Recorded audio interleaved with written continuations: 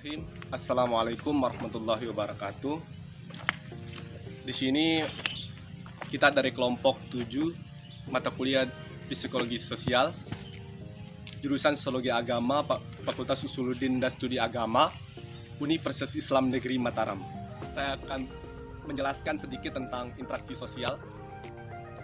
Ini namanya interaksi sosial. Kita tidak bisa terlepas dari namanya interaksi sosial, baik individu, kelompok, dan lain sebagainya. Kita dalam hubungan individu atau kelompok saling terjadinya interaksi sosial. Kita sebagai makhluk sosial pasti membutuhkan orang lain dalam interaksi sosial untuk memenuhi kebutuhan sehari-hari. Di sini dapat saya simpulkan bahwa interaksi sosial sangat penting dalam kehidupan sehari-hari, yang dimana kita sebagai makhluk sosial saling membutuhkan satu sama lain, sangat membutuhkan namanya interaksi sosial. Bagaimana menjaga hubungan antara kerabat, tetangga, pasti kita membutuhkan namanya interaksi sosial. Dan ada juga syarat-syarat dari namanya interaksi sosial. Yang pertama itu kontak sosial. Kontak sosial adalah suatu awal dari terjadinya interaksi sosial. Terjadinya interaksi sosial yang dimana interaksi sosial ini bukan hanya terjadi secara langsung tatap muka, bisa dilakukan lewat media, lewat telepon, surat menyurat, atau majalah formal. Nah, sehingga interaksi sosial bukan terfokus pada namanya tatap muka atau timbal balik secara langsung. Nah, yang kedua, komunikasi. Komunikasi adalah suatu hubungan atau suatu terjadinya timbal balik atau berbicara kepada orang lain, yang dimana kita berbicara dengan orang lain membutuhkan namanya komunikasi yang baik itu dengan tetangga, dengan keluarga, sehingga namanya interaksi sosial akan terjalin dengan baik. Jadi teman-teman semuanya, dapat kita ketahui bahwa interaksi sosial sangat penting dalam kehidupan sehari-hari, dalam bermasyarakat, dalam berindividu. Walaupun makhluk sosial, kita sebagai makhluk sosial juga membutuhkan orang lain, sehingga kita dapat menjalankan namanya interaksi sosial untuk memenuhi kebutuhan dan mempengaruhi. Dan juga manusia dalam menyesuaikan diri dalam masyarakat, penyesuaiannya ada terbagi menjadi dua cara.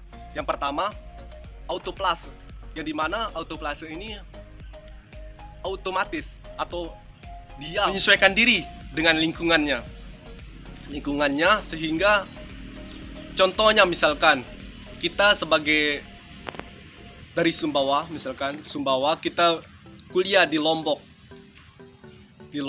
sehingga kita berusaha beradaptasi dengan budaya-budaya di Lombok, sehingga kita dapat menyesuaikan diri dengan kebudayaan di sana. Kedua, alloplase, yang dimana alloplase ini adalah mengubah keadaan, dimana mengubah keadaan ini sesuai dengan keinginan kita. Misalkan contohnya kita sebagai mahasiswa dari Indonesia menuntut ilmu di luar negeri atau di Amerika. Kita di sana, Amerika memandang Indonesia sebagai negara teroris misalkan. Kita dapat mengubah sudut pandang mereka tentang Indonesia, bahwa Indonesia yang penuh dengan tata krama, baik hati, misalkan kelembutan hati mereka, sehingga memberikan suatu pandangan kepada mereka, mengubah pandangan mereka tentang negara kita sendiri. Itu alloplase. Hanya itu yang saya sampaikan, kurang lebihnya saya mohon maaf. Wabillahi taufiq wal hidayah. Wassalamualaikum warahmatullahi wabarakatuh. Bismillahirrahmanirrahim. Assalamualaikum warahmatullahi wabarakatuh. Saya atas nama Jamaluddin dengan NIM 190602135, kelas E, jurusan Sosiologi Agama, Fakultas Usuluddin dan Studi Agama, Universitas Islam Negeri Mataram. Saya sebagai anggota kedua akan memaparkan tentang bagaimana bentuk-bentuk interaksi sosial dan juga jenis-jenis interaksi sosial. Jadi, interaksi sosial memiliki dua proses, Proses yang pertama yaitu proses asosiatif, dan proses yang kedua adalah proses disosiatif. Proses asosiatif adalah interaksi sosial yang dimana interaksi sosial yang positif, yang dimana masyarakat cenderung berada dalam keadaan harmoni yang mengarah pada pola-pola kerjasama. Interaksi sosial yang asosiatif memiliki 4 bentuk. Bentuk yang pertama adalah kerjasama, kemudian yang kedua akomodasi, yang ketiga asimilasi, dan yang keempat adalah akulturasi. Kerjasama merupakan suatu usaha bersama antara individu dengan kelompok demi tercapainya tujuan secara bersama. Nah, kerjasama ini terjadi jika manusia berinteraksi dengan sesamanya.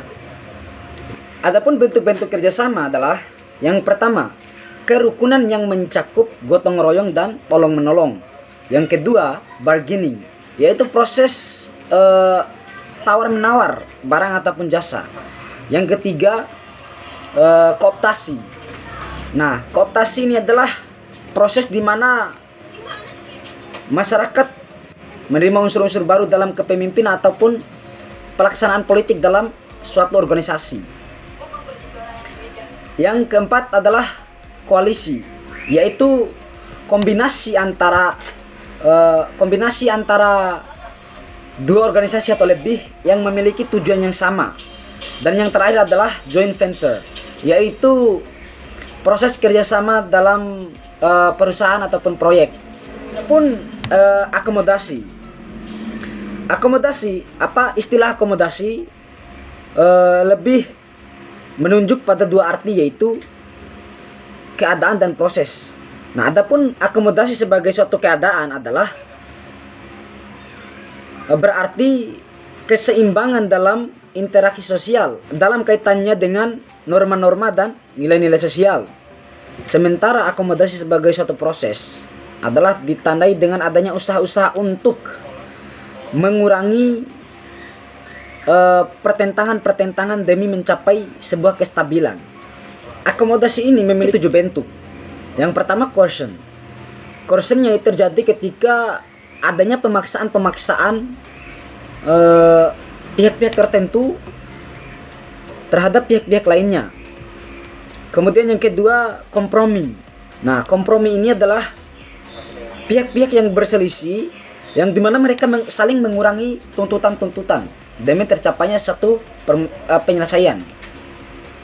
Kemudian yang ketiga adalah arbitrasi ataupun mediasi. Nah, arbitrasi terjadi ketika kedua belah pihak tidak mampu mencapai poin kompromi. Nah, maka oleh karena itu hadirlah arbitrasi ataupun mediasi ini yang menjadi pihak ketiga yang netral, yang dengan harapannya mampu menyelesaikan pertentangan tersebut. Kemudian setelah itu konsiliasi. Nah, arbitrasi dan ataupun mediasi yang dikatakan sebagai pihak ketiga itu mempertemukan keinginan-keinginan dari kedua belah pihak.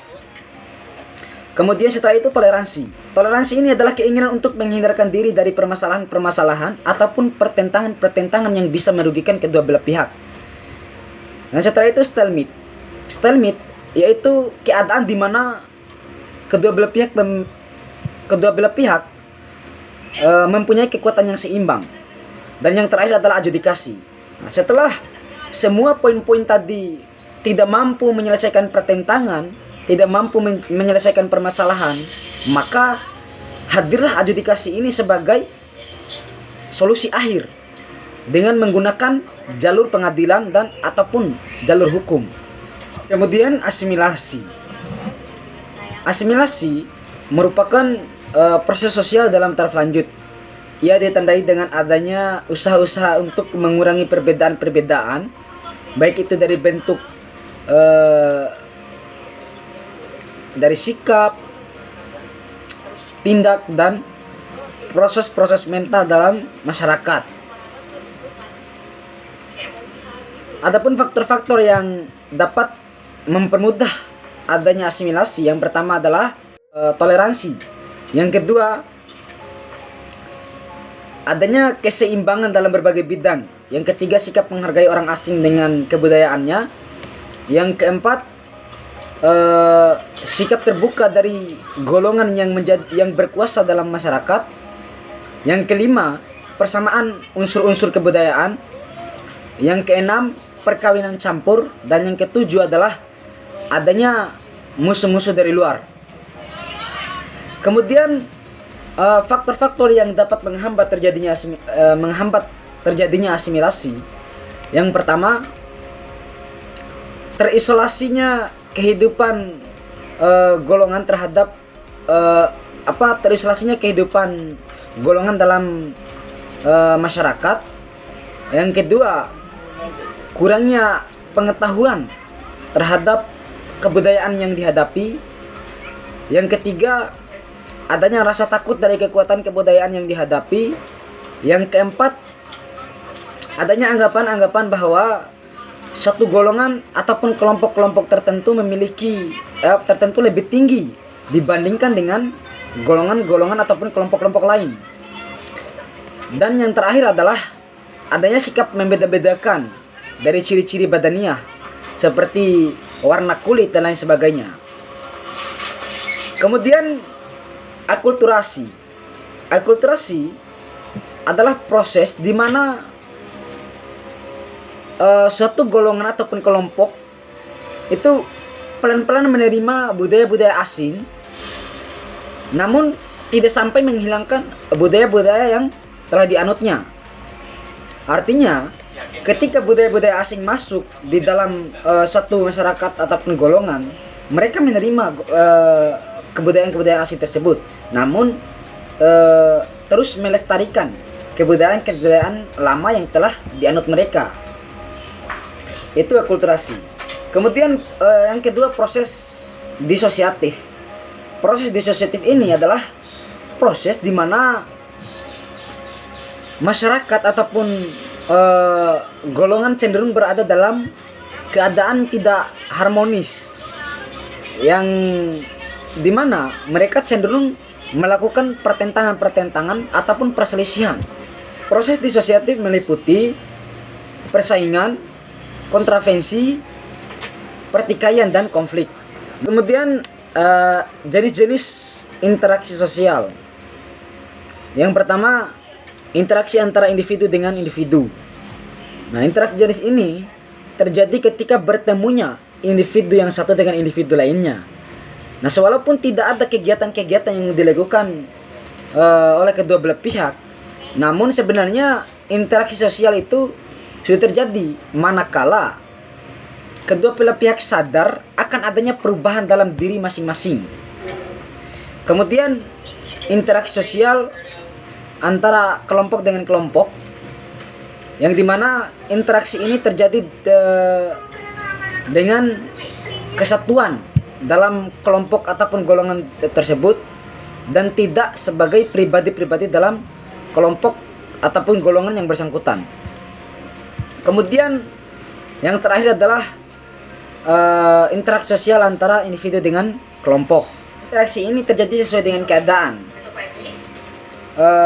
Interaksi ini akan mencolok manakala terjadi pembenturan mengenai kepentingan-kepentingan dari individu ataupun kelompok tersebut. Itu saja yang dapat saya sampaikan. Lebih dan kurangnya saya mohon maaf.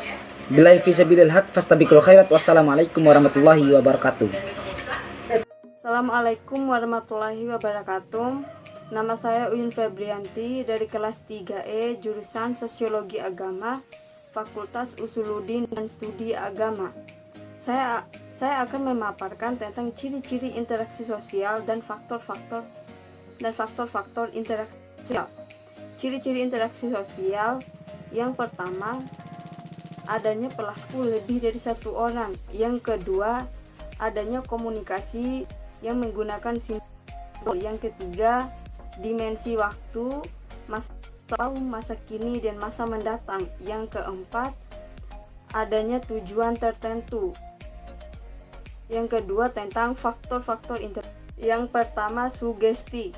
Sugesti yaitu yang timbul pada seseorang untuk memengaruhi orang lain dalam berkehidupan sosial. Yang kedua, imitasi, tiruan atau meniru. Yang ketiga, identifikasi. Identifikasi adalah faktor yang mempengaruhi adanya interaksi sosial sebagai akibat dari imitasi dan sugesti. Sekian, wassalamualaikum warahmatullahi wabarakatuh.